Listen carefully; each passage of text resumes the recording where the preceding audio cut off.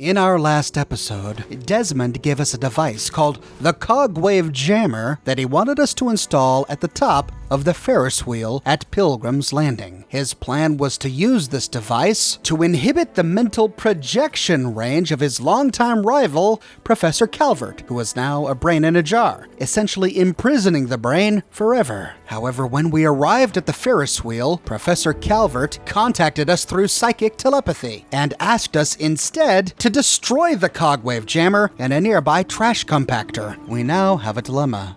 Do we side with Desmond, or do we side with Professor Calbert? Well, we'll explore both outcomes. If we choose to side with Desmond, we can take the Cogwave Jammer over to one of the cars at the Ferris wheel. After activating one of the cars, we get a message. Installing the Cogwave Jammer will scramble Professor Calbert's messages to his followers and enable Desmond to locate him. We can then choose to install the Cogwave Jammer.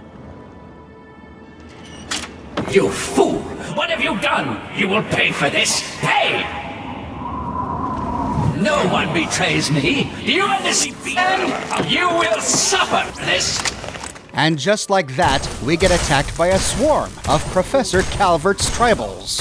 If we choose this option, the unnamed tribals at the Ark and Dove Cathedral become permanently hostile. But that's not all. He's placed snipers on the roof.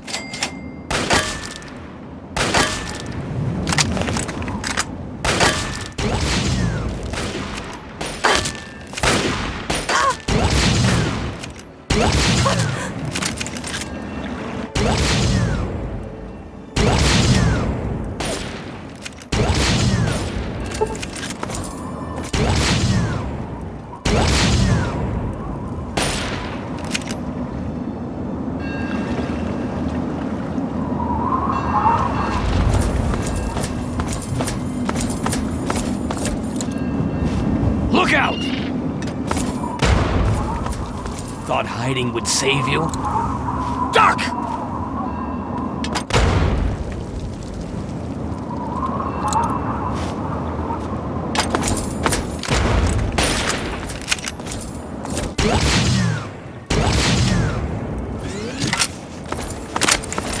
The other option, of course, is to destroy the Cogwave Jammer. To do so, we head on over to the big blue trash compactor right next to the Ferris wheel.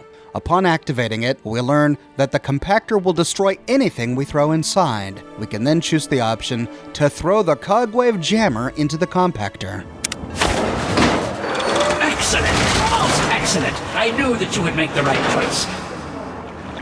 And now it is time for Desmond to meet his end. He's made a fatal mistake. Return to Calbert Mansion. I have something there that I'd like you to see. No matter which option we choose, our next task is to return to Calbert Mansion. Now, even though I still don't understand what kind of game these guys are playing yet, I don't like the idea of that brain in a jar sending all these otherwise peaceful tribals to their deaths. So at the moment, part of me is tempted to...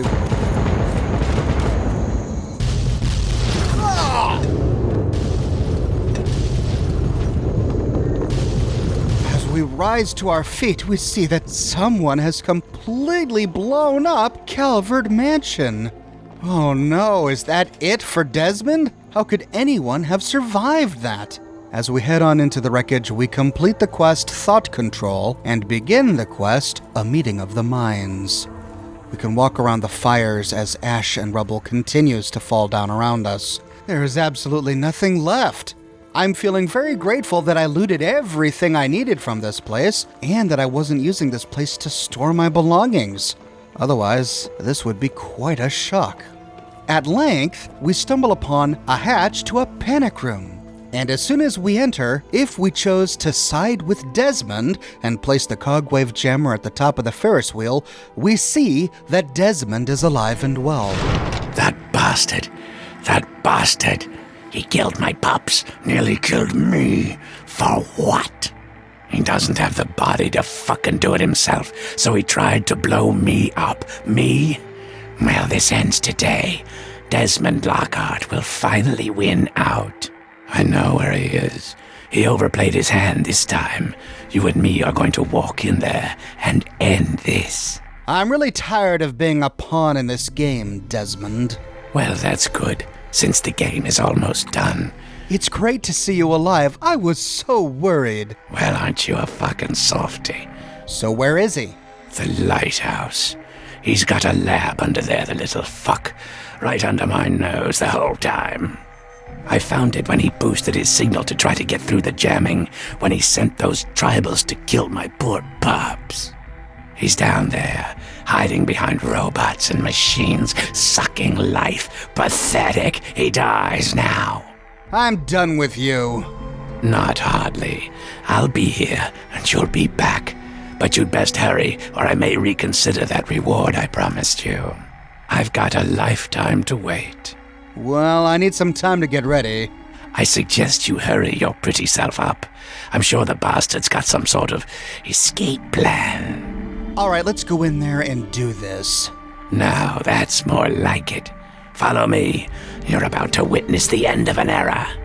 With that, Desmond races out of the panic room shelter. When we go topside, he leads us towards the lighthouse. But if instead we chose to side with Professor Calbert, when we arrive at Calbert Mansion, the mansion blows up just like last time, but when we enter the panic room, we find that it's empty. Either way, we can loot everything in here, and we see that Desmond had quite a stash indeed. 44 Magnum and shotgun ammunition on a shelf to the left, as well as 2 ammo boxes and a full suit of combat armor, a stack of Nuka-Cola on the shelf to the northwest, including 1 Nuka-Cola Quantum, and then a whole bunch of sugar bombs and water. This is a great place to go to get fission batteries and yeast, which are important ingredients for a future quest, which we'll do in a moment. And next to his big monitor station, we find a small stash of caps.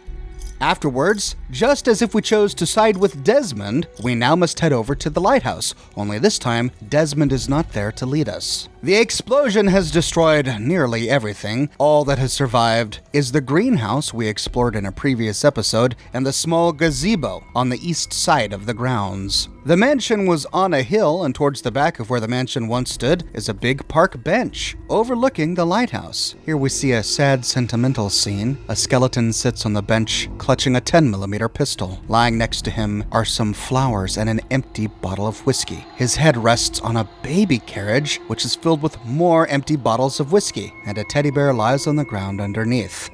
I get the picture of a mother or father who just got back from burying their baby, hence the flowers.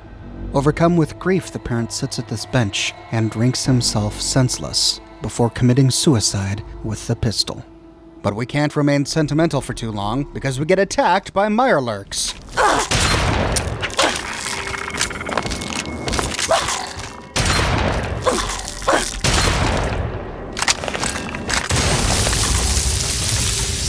When the mirelurks are dead, we can head down from the hill to the beach to swim across to the lighthouse. In these shallow waters near the lighthouse, we find many more buoys. As we learned in our last episode, the developers used buoys to mark the locations of hidden items on the ocean floor. And by the way, I am pronouncing that correctly.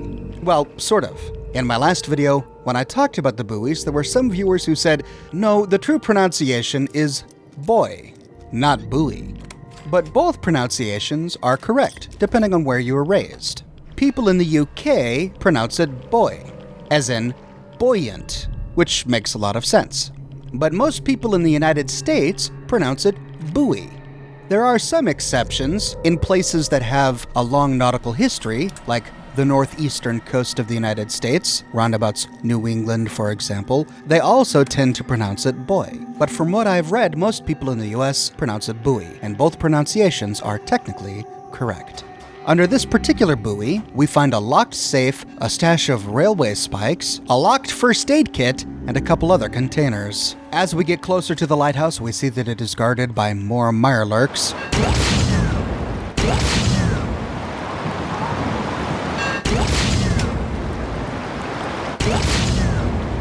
And here we find one more buoy. Beneath it is an advanced locked safe. Nearby, we find a suitcase, a first aid kit, and a locker, all of which have randomized loot. Rising out of the water, we can climb onto the big rock where the lighthouse sits. Here we find a small dock with a trunk nearby, and then we can head up the road to the lighthouse. This is the Point Lookout Lighthouse, and it is beautiful. Birds circle the top of the lighthouse, much like the birds circling the Tower of Haven in the Pit DLC. Now, there is a real and famous lighthouse at Point Lookout in the real world. However, that lighthouse is much smaller and less magnificent than this one, and it is reportedly haunted by men wearing Civil War-era clothing. I don't think the lighthouse in the Fallout universe is haunted, but as we will soon learn, it has every right to be.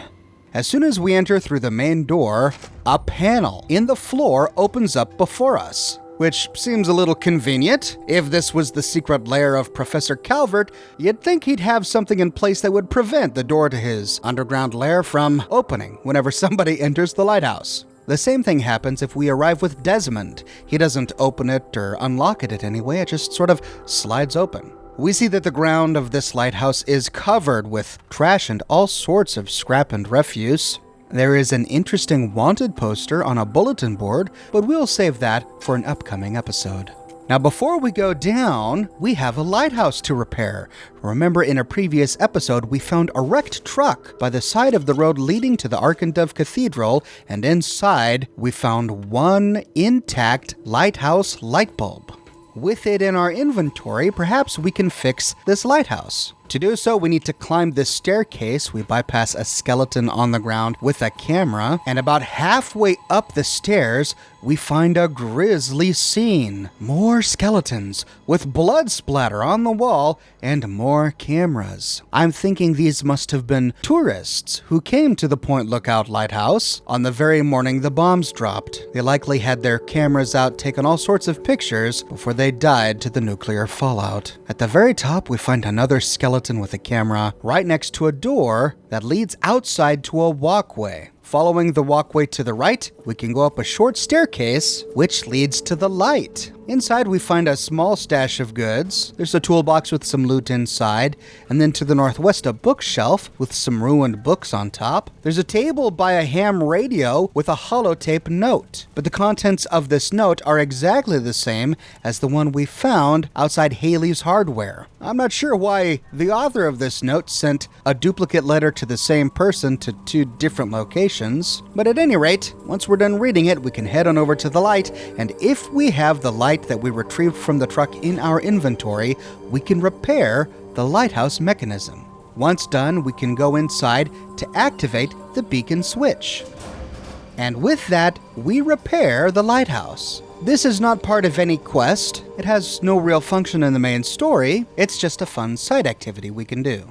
Now that we've repaired the lighthouse bulb, we can head inside and go down the spiral staircase to continue with our mission. Heading down the stairs into the secret room, we can go through a door to the underground lab. And if we chose to side with Professor Calbert and to destroy the Cogwave Jammer, as soon as we arrive on the other side of this door, we are confronted by Desmond.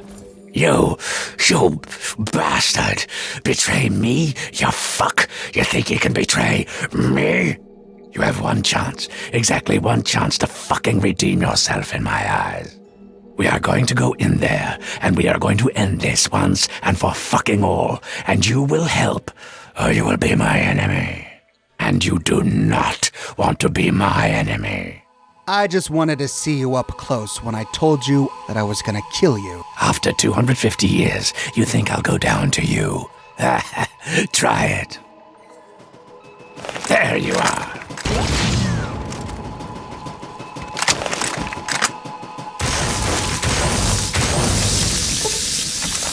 Despite his bragging, he's not a very formidable opponent. On his body, we find a reward vault key, which we'll talk about a little later, and a unique item, Desmond's eyeglasses. We can only get these eyeglasses by killing Desmond or by pickpocketing him. Since if we choose to side with Desmond, he later disappears from the game, it's important to pickpocket these off of his inventory before he does. These glasses give us +5 to explosives and +5 to small guns, so the stats are pretty impressive for a pair of glasses. But let's say that we don't want to murder this guy. Instead, we can reload a previous save and instead answer his question. I sided with Calbert because I'm tired of you pushing me around. What? You betrayed me because I wasn't polite? Are you out of your fucking mind? I don't take orders from anyone. Fine then. Would it make your little feel-bads all better if I said, please? Then pretty please, fucking help me rid the world of Professor Calbert. Now at this point, we can choose to attack him again by saying, very nice. Now, can you say, please don't kill me? No, I can't. But let's see if you can. There you are. You are dead. Or we can say, what, and I'm supposed to help you for free? I'm 250 years old, so I think I have a shiny thing or two that might interest your tiny brain. So, if it's riches and weapons and things that you want, I have more than enough to spare, and all you have to do is do what you do best. Follow orders and end Professor Calbert. Okay, that'll do. Let's go. I've waited a long time for this. Savor the moment, my friend. This is the end of an era. In which case we've redeemed ourselves in the eyes of Desmond, and he joins our party again. Or instead of whining about his rudeness, we can say, I've been looking for you. I'm not gonna side with that crazy brain thing. Well now, finally you show some goddamn sense. So, if you're on my side, why did you destroy my jammer? We have 3 final options. We can again kill him by saying, because I wanted to. Just like I want to kill you now. Nihilism is so boring. Try it if you must. I would use the warm-up before I kill the professor. You, stop. Or we can again complain about his attitude by saying, because I'm done taking orders from you. After this, we are through. After this, I won't require your services any longer. I suppose that works out now, doesn't it? So, since we're in agreement about this, let's go in there and retire the good professor.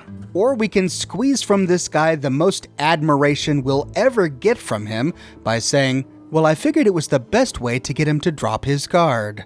And you? Impressive. Very impressive. Perhaps there's more to you than meets the eye.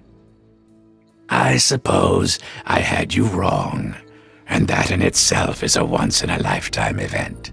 We can again kill him by saying, no, you were right not to trust me. Die. Or we can say it happens to us all. Let's go. Brace yourself, my friend.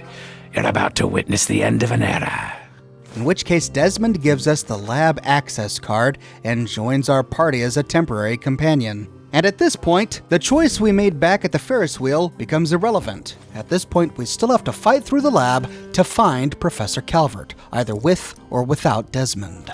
But there is quite a lot to loot here. The room where we found Desmond was some sort of changing room or locker room. There are 2 ammo boxes under the changing benches, 3 first aid kits on the wall, and a Gatling laser in the corner. Holy cow! This was welcome news for my energy weapons character. I can't wait to try this out. The lockers are empty, but we do find a laser rifle on top of them. Heading out of this room and racing down the hallway to catch up with Desmond, we find him walking through some sort of security check-in room. On the ceiling, we find ceiling-mounted turrets and a number of terminals on the reception desk, one of which is clearly a booby trap terminal. We can activate a rear panel to defuse it, and if we want, we can hack a nearby security control terminal to reconfigure or deactivate the ceiling-mounted turrets. On a nearby shelf, we find some explosives, pulse grenades, pulse mines, and some energy ammunition, and then we can head through a northern door to explore a bathroom,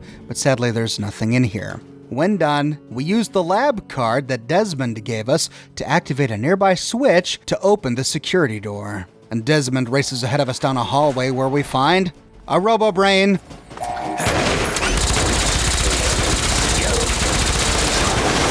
And now the turret control terminal in the previous room makes sense. If we wanted to, we could have taken control of the turrets and then lured the robo-brains back into that room to destroy them instead of wasting our ammunition. We can open a door to the west, where we find even more energy ammunition. Electron charge packs on a shelf to the left, flamer fuel at the top of this shelf, and then turning to the right, energy cells and microfusion cells lying on the floor, next to 2 ammunition boxes on a shelf. This hidden lab under the lighthouse is a gold mine for energy ammunition. Back out of this room, and continuing down the hallway, we see a number of rooms to explore, and it's here where we can learn a little bit more about the pre-war history of this place. Exploring the first room to the right, we find 3 lockers with randomized loot in the back, 3 pre-war books lying on this desk, which we can turn into Scribe Yearling for some caps, and then a laser pistol on top of an ammunition box filled with more energy ammo. We can then read the terminal. DoD networked OS version 78.2, electronic message transfer system, logged in as Dr. Laura Stewart. We find 3 entries. The first, construction concerns, Michelson. I know that this facility was built to withstand the unique pressures of suboceanic earthen construction, but recently I have had a few concerns about the integrity of the initial work. My staff have noticed more than a few leaks without logical source, and it has a number of them very nervous, and I have to say, I share their apprehension. Grollman at the facilities office assures me that the pumps and pressure regulators will keep this facility dry and clean for hundreds of years on their internal batteries, but given his history with this sort of thing, I'm not exactly comforted by his claims. I'm hoping that you can find an inspector with the proper clearances to give us an independent evaluation of the lab. An outside certification will make us all feel better. Thanks, Dr. Stewart. Well, it looks like she had no need to worry, as this place remains clear of water and explorable 200 years later. Unless someone has been working hard to keep it that way. And the next one, subject procedure reminder to all Level 7 assistants. It has been brought to my attention that a number of you have been conversing with test subjects during your off hours. This is a reminder that any attempts at social engagement with clinical participants is a violation of Facility Rule number 47. Social interaction interferes with the cerebral infusion and can cause a number of potential problems once the procedure reaches completion. So, once again, do not speak to participants, and be sure to limit any internal monologue to the list found in Section 2.3 of your procedure guides when in their presence. I have little patience for shenaniganery. Dr. Stewart. So Dr. Stewart and some other scientists were experimenting on people here. We don't know what yet, but why would assistants have to be careful about their inner monologue, that is, their thoughts, unless the subjects could read minds? Were they experimenting with mind reading here? In the next one, notice to staff, memo to all staff. As a reminder, only authorized archive technicians are permitted access to the microfiche library. Several records have gone missing, and I would like them to be returned to the archives immediately. No questions will be asked, assuming their safe return within 48 hours. Really, people, find better ways to amuse yourselves. We have work to do down here.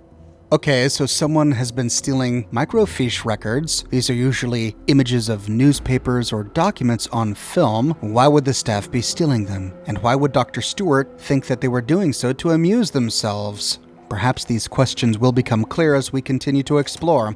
We did not find an option to unlock this wall safe on the terminal, so instead, we pull out a trusty dusty bobby pin to unlock the average locked safe. Inside, we find a small stash of caps and scotch. Turning around, we can cross the hall to enter the room to the west. Here we find some microfusion cells on a desk, and the next terminal. This one belonged to Adam Tomko. Here we find some of his private correspondence. In a letter to Laura Stewart, the head researcher whose terminal we just read, Adam Tomko, the archivist, writes, "Dear Dr. Stewart, I hate to be a bother, but it happened again. Records 48, 51, and 55 are missing. I know it was Danielson and Puerto. I know it! Those two are always messing with me, and no matter how many reports I file with the main office, they are never disciplined. ever. You and I both know that it's because Danielson's uncle is married to Senator Calvert's daughter. Can't you stop it? Do something? I can't take this anymore. This nepotism makes me sick. Adam. I see, so the head researcher, Laura Stewart, sent that lab-wide intramail after receiving this letter from her archivist, Adam. And it looks like it's just a bit of bullying from Danielson and Puerto. So far, we have no indication that there was anything important on the microfiche. They were just trying to mess with poor Adam Tomko here. But we learned something really important. Danielson has a job here to begin with because his uncle is married to who?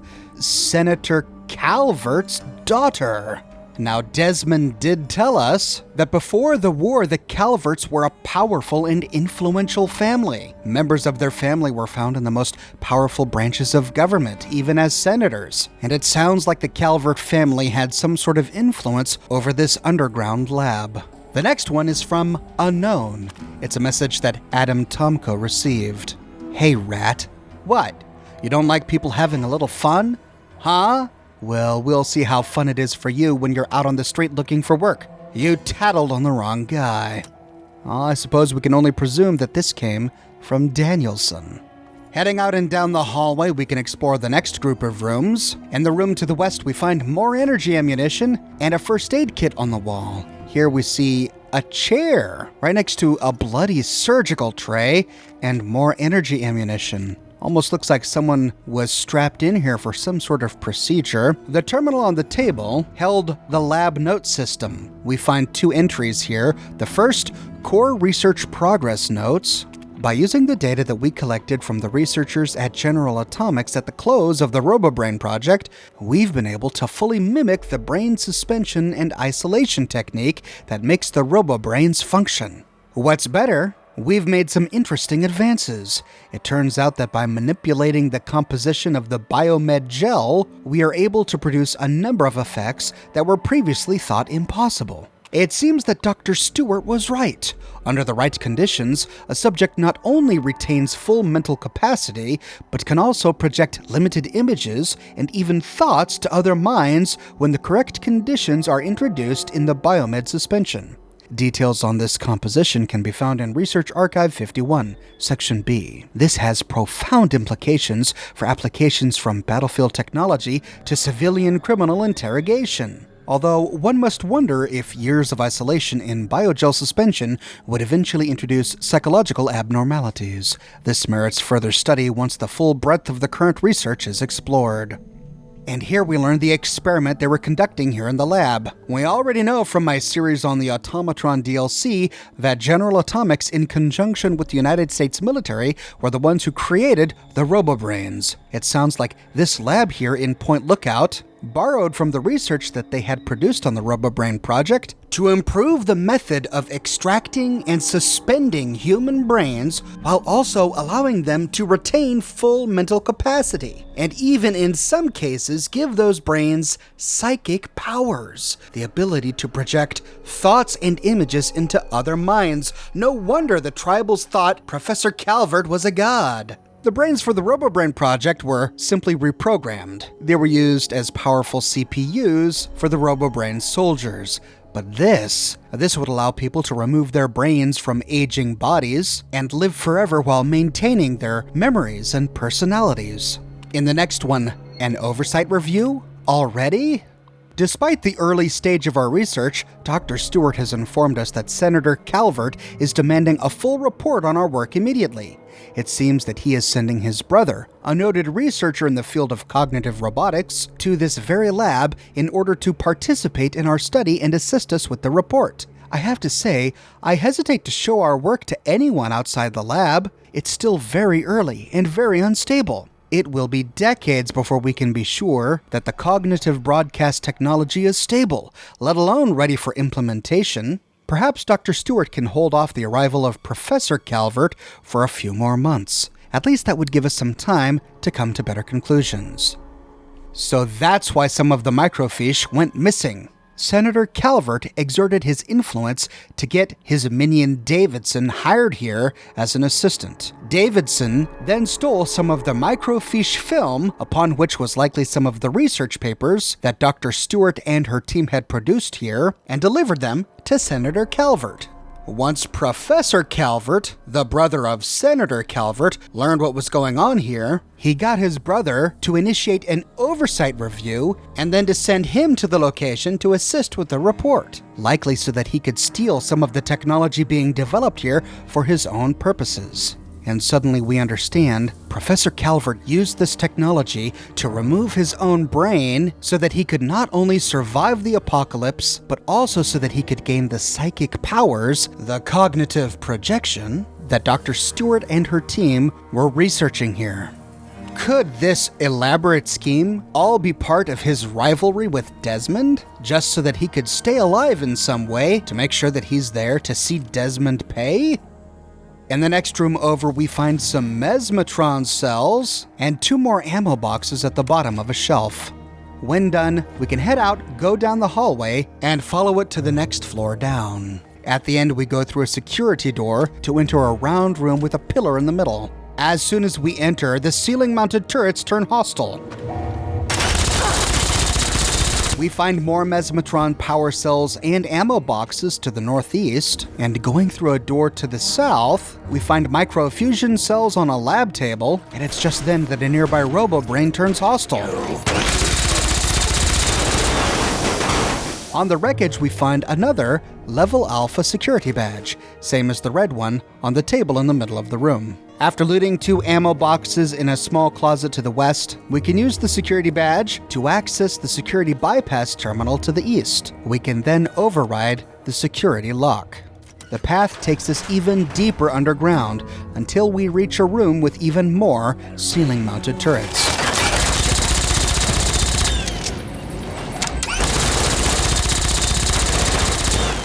Heading through a room to the right, we see what must have been a surgery room. Here, the researchers chopped open experiment subjects in order to remove their brains. We find evidence of their work in blood splatter all over the floor and walls. Heading down the hall and turning left into the bathroom, we find pools of blood smeared all over the floor and 2 pieces of Psycho by the toilets. Does this mean the researchers got their test subjects hopped up on drugs before performing the surgery? Heading out and entering the room across the hall. Looks like this was some sort of patient room. We see 2 beds with dividers. There's some Radaway, Buff Out, Psycho, and other chems on a shelf to the northwest, as well as a first aid box directly above it. To the southwest, we find the Level Beta security badge on a table next to a blood-splattered bed beneath a first aid kit. To the north, we find a blood pack and some Med X on a table next to the skeletonized torso of a patient lying on a bed. With the badge in hand, we can head out and head south down the hallway to access the second security bypass terminal. Using the badge, we can override the security lock, where we enter a locker room guarded by another RoboBrain sentry. There's an easy locked wall safe to the southeast with randomized loot inside, and then we can explore each of these lockers, where we find scrap and other random items. Heading around the lockers, we find a shelf stashed with all sorts of goodies: pulse mines, laser rifles, laser pistols, energy cells, an ammo box, boxes, and another Gatling laser. I'm gonna have to bring this one back home to Sharon. Heading through the door, the hallway leads us down even further. Here we find another hallway lined with more doors. As we open each of these doors, we don't find much loot, but we realize that these are cells. Each of these rooms has one single green wall-mounted cot, and each of these rooms has a still functional security camera. We find skeletons and corpses still sitting on some of these beds, and we realize that the surgical subjects were likely not volunteers. It may be that this lab got the brains that it experimented on in a similar way that the RoboBrain lab in Boston got theirs, by forcibly removing them from prisoners. Perhaps Professor Calbert himself, when he arrived at this facility, oversaw the torture, mutilation, and murder of these prisoners, all to further the research he needed to attain immortality. After destroying a ceiling-mounted turret in the far room, Desmond runs through a security door into an adjacent room. Stepping forward, we participate in a final confrontation that has been 200 years in the making. This never fucking ends. You and your pathetic threats. There you are, you slippery bastard. At last, let's end this here and now. Ah, yes, Mr. Lockhart. At last we meet face to jar. But I'm afraid at the end of this, it is you who will meet his end. No, Calbert. I brought someone with me. Someone very special. This stranger tricked you into letting me find where you were hiding. Yes, Desmond, but whose side is she on, do you know? Can you be sure? You always were so bad at choosing your allies. Well, we shall see, shan't we? Destroy him. No, destroy him! Always so full of talk, Calbert. You disgusting, greasy, uncraniumed bastard. So vulgar, Mr. Lockhart. After all this time, you still haven't learned to expand your vocabulary, fool. And you, always with empty fucking threats and meaningless drivel, but never the will to act. You make me laugh. So proud, so foolish, yet you are all talk. Attack me if you wish to be done with this. Oh, here we fucking go again. You disembodied, pathetic cerebellum. Your words mean nothing to me, Mr. Lockhart. You are a foolish and vulgar man, incapable of the slightest forethought. Well, I certainly can do one thing that you can't. I can fucking well walk. What to do? We can, of course, open fire on either of these guys at any time, or we can talk with Professor Calbert. What are you waiting for? Destroy him! I'll let you know when I decide what to do. What are you waiting for? Why do you hesitate? Destroy him! We can choose to kill the brain by saying, how about I kill you instead? Surely you mean that you will try. Robots, to me! In which case he and his protectrons turn hostile. Or we can say, I'll do it. Desmond will die. Yes, at last. Exterminate him! In which case simply saying this to the brain causes Desmond to turn hostile. Or we can simply open fire.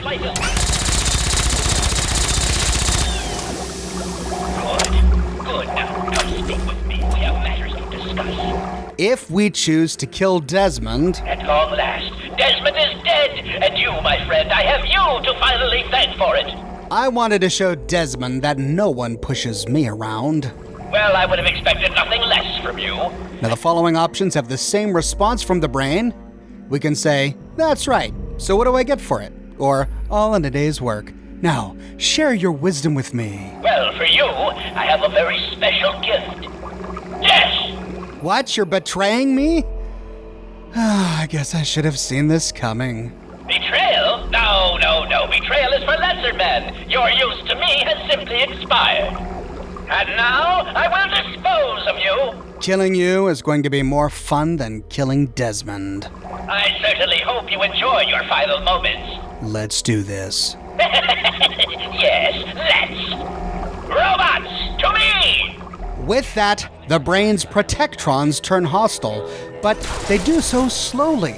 They begin attacking you, 2 at a time. If we're slow to respond, this can become an overwhelming encounter very quickly. However, if we kill these protectrons and then kill the brain quickly, the remaining protectrons do not turn hostile.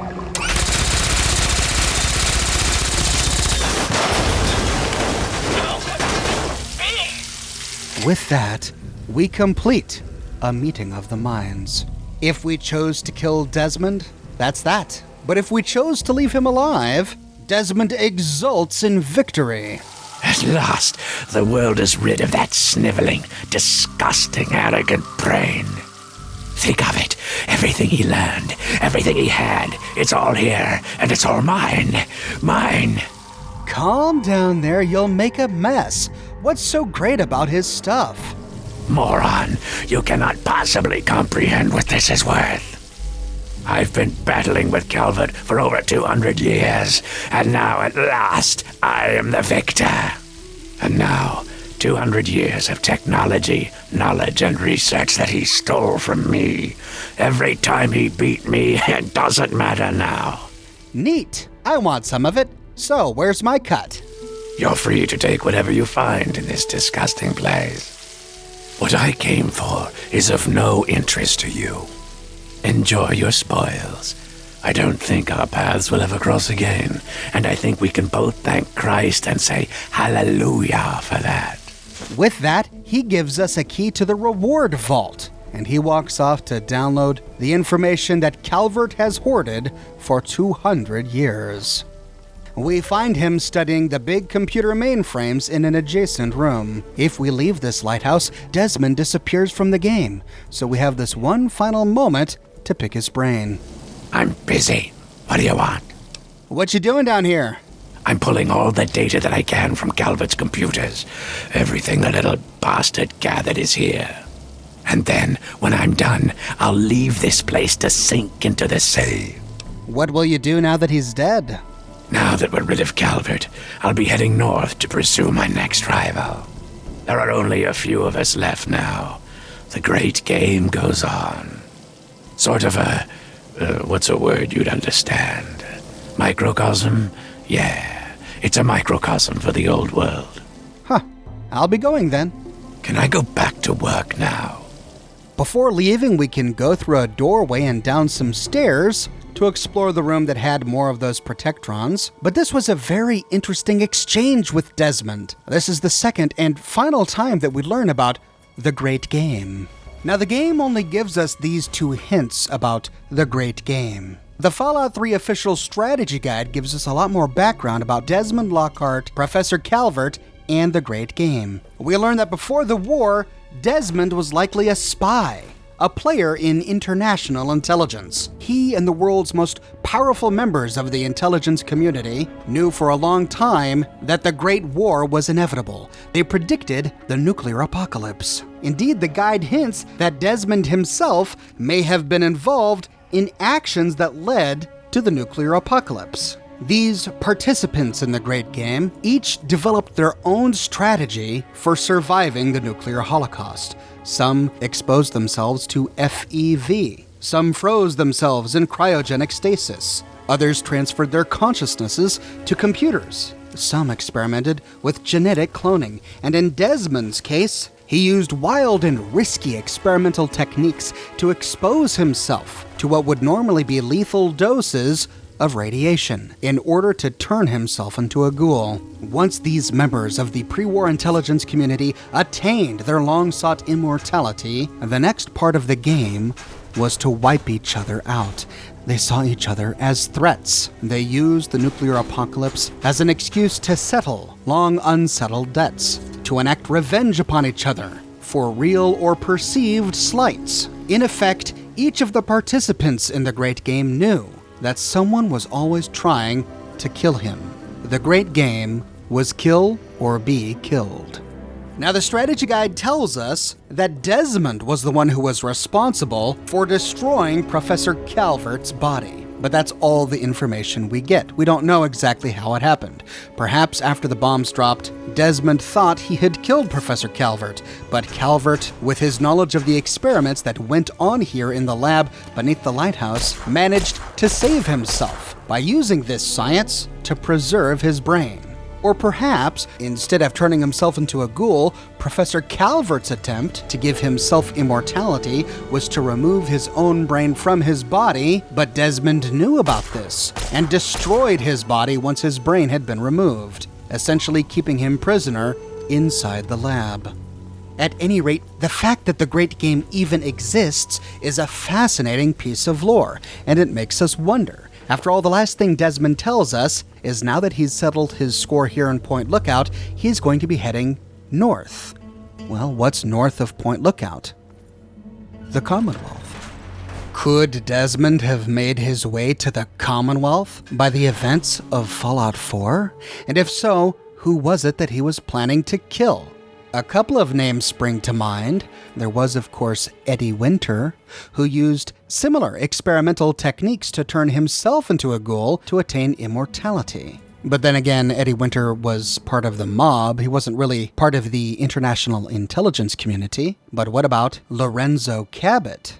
Lorenzo Cabot had already been around for hundreds of years before the bombs dropped. Perhaps his attempt to achieve immortality was to dabble with these artifacts he found all over the place. Maybe he, like Desmond Lockhart and Professor Calbert, was also a player in the great game.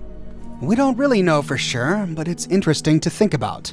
And it means that perhaps we will see Desmond again in another Fallout game. But what we do know for sure is that as we leave the lab beneath the Point Lookout Lighthouse, we find a stash of goods. Using the key that Desmond gave us, we open the door to see a workshop table covered in ammunition. Here we find a unique weapon, the Microwave Emitter. The Microwave Emitter looks a whole lot like the Mesmetron, however, thankfully, it uses much more commonly available microfusion cells as ammunition. It deals an impressive amount of damage, dealing 60 damage per attack and projectile. That's more than a plasma rifle, but it's a lot slower than a plasma rifle, which means its DPS is going to be lower.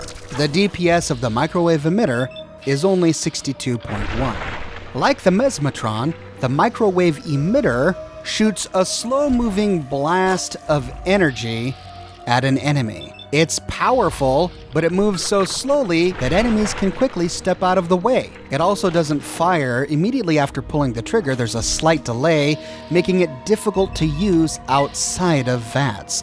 It's a great weapon for using in VATS, but outside of VATS, it's really cumbersome. Additionally, as you can see, it covers most of the screen, making it hard to aim at enemies with. When done looting this final room, we can leave the lab by climbing the nearby ladder. We find ourselves crawling out of a hatch in the middle of a tiny island resting in the water just south of the lighthouse. And as soon as we pop our head above ground, we get attacked by sniper fire. That's because there's a smuggler with a sniper rifle living on a shack on a nearby island. We have to swim on over to kill him.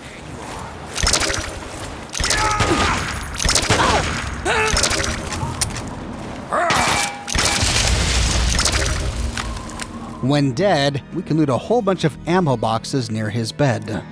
And with that, we complete the primary quest of the Point Lookout DLC. But there is still so much more to do. There are a few more side quests, some of which are almost just as elaborate as the primary quest. I will cover each of them with a fine-toothed comb in the coming days, but what are your thoughts on this primary quest? Who is the right guy to side with? Professor Calbert or Desmond Lockhart? Or neither? Did you just go on a murdering spree and kill them both? Let me know your thoughts in the comments below. I publish a new video 6 days a week on a wide range of topics spanning all of the games. I'm dedicating the next several days to the Point Lookout DLC for Fallout 3, so if you want to make sure you don't miss my next episode, be sure to subscribe and to click that bell notification button. If you like what I do and you want to support me in a more personal way, consider becoming one of my patrons on Patreon. But more than anything, I'm just so glad you're here watching this video with me today. Thank you so much for watching, and I'll see you tomorrow morning, bright and early, with a brand new video.